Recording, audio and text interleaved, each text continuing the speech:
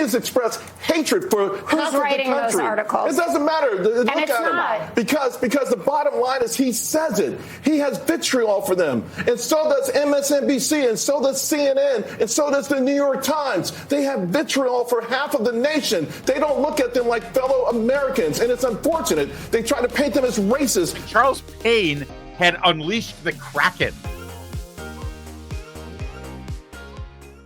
I like Fox News. I've got friends who work at Fox News. I don't watch a whole lot of cable news anymore, but on big nights, news nights like this, I do, because I'm going to have to talk about it. And I don't know about you, but I feel like there is a disconnect between cable news networks and broadcast news networks that are based in Washington, D.C. and New York, and the actual voters. They don't spend a whole lot of time talking to voters. Or for that matter, I don't often see people on those panels representing the voters, speaking on behalf of the voters. It's all very smart people who have done their political analytics. Hey, don't you know who I am? I've been writing about politics for 20 years in Washington, D.C. Okay, that's great, but it's kind of hard to just write about politics when you don't know anything about the voters, the actual voters. You guys are lost in that conversation. Well, not last night. Not last night. Jessica Tarlov is employed by Fox News to sort of be the contrary voice on the panel. She's a left-wing Democrat, and she parrots whatever the Biden administration is throwing out there. So she's constantly talking about the insurrectionists and the MAGA fascist and all that. And Charles Payne, God bless him, had had enough. And, well, here's what happened. Someone punches you, you punch him back harder. That's the way I grew up in Harlem. Not if the country's at stake, right? He won. He became president of the United States. With that same personality. I don't think that, listen, I think it's worse with Biden calling MAGA. Biden's anger and vitriol and hatred for MAGA is far more worse than President Trump's individual battles with someone who crosses him. That is something that is really detrimental to this country, that the president of the United States despises half of the United States. President Biden, I said earlier today, just about a week ago, I had a segment coming up, so I Googled Biden hates MAGA.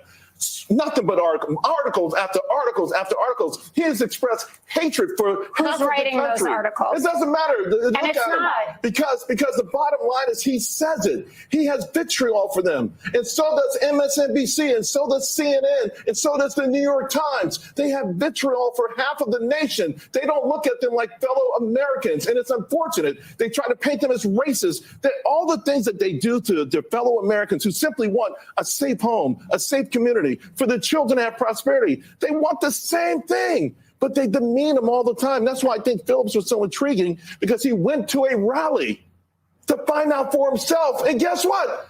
Golly, these are some pretty cool people. All right, now, this is so emotionally cathartic for me, and I'm hoping for you to finally see this. And you can see Charles Payne is actually getting into it, too, because no one's ever speaking up on behalf of the voters. They always say, Trump this, Trump that, Trump's Hitler, Trump's a fascist. If he gets into power, he's going to shred the Constitution. And everyone just glosses over the fact that he doesn't get into power unless real Americans vote for him.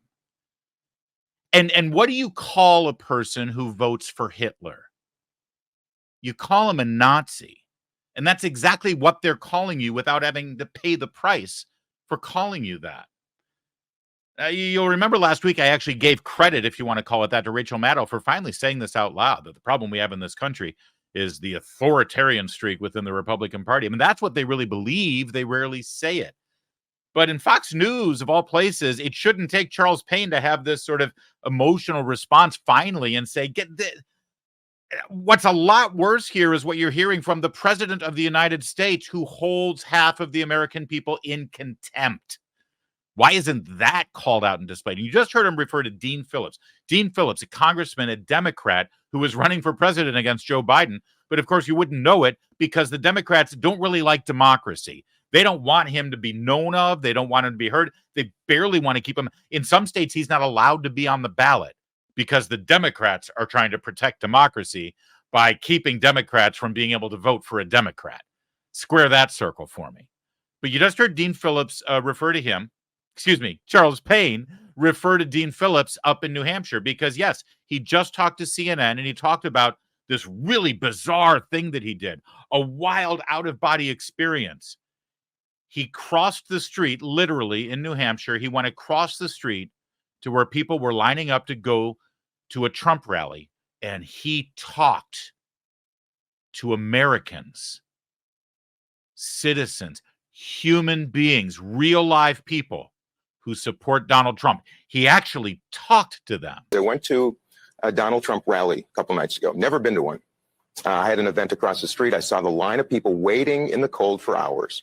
And I thought, what the heck? You know, I'm going to be a leader who actually invites people, doesn't condemn them. Met probably 50 Trump people waiting in line. Every single one of them, thoughtful, hospitable, friendly. All of them so frustrated that they feel nobody's listening to them but Donald Trump. A diverse crowd, people who had never been to a Trump event before. My party is completely delusional right now. Yeah, the party is delusional right now, but you know what resonates even more? Because that's a political calculation when you put it that way, right? You know what's more important?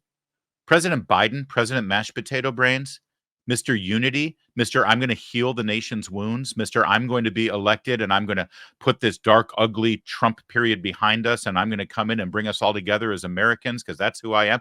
He's never done that. What Dean Phillips just described there, actually having a conversation and talking to voters who supported Donald Trump, our president has never done that, ever, not once. All he does is vilify them and scream at them and hold them in contempt and say that they are ruining our nation. And if they vote for Donald Trump and Donald Trump is back in the White House, that our entire constitutional republic will be put through the shredder. That's what Mr. Healing, Mr. Unity, Mr. Biden has done.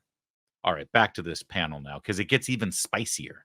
That he's demeaned half the country. First of all, it's 74 million people that voted for Donald Trump. And he is explicit every time he talks about the MAGA movement to say that this is a subsection of the Republican Party, which is borne out in elections when you see people voting against Donald Trump. And this idea that but what about the people voting for him? What about the people voting for him? He gives teleprompter speeches. I mean, you have to understand. Yes, but he is talking about insurrectionists. No. Yes, he is. No. Why is he talking about January 6th? And he calls. He says MAGA like it's a swear word. You know, instead of a slogan. If you get called regularly, he's the which president Democrats of the United States. Thugs, he's a commander-in-chief, pedophiles. Why can't he call the border a crisis while he's denigrating and castigating Americans? No, the voters are talking about that, Jessica. But because this point is about demeaning voters. The president of the United States, the commander-in-chief, went to Philadelphia a year and a half ago with a Marine posted behind him. I saw.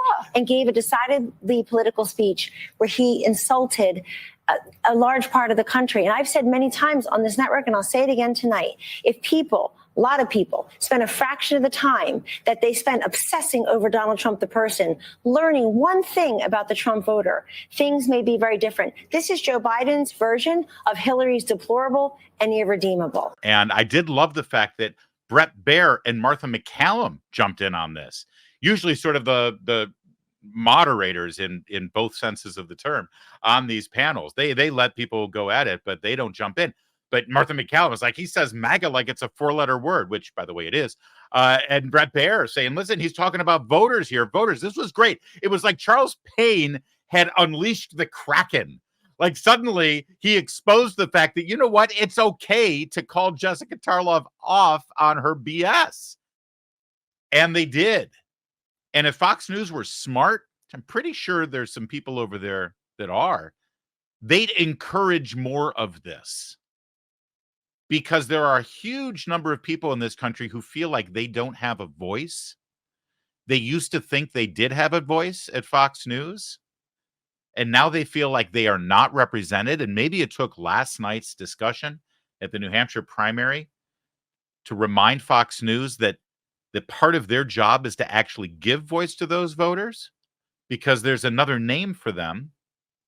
They're Americans, and they participate in the First Amendment too. And if you really want to be cynical, there's even another name for them. An audience. A potential Fox News audience, in fact.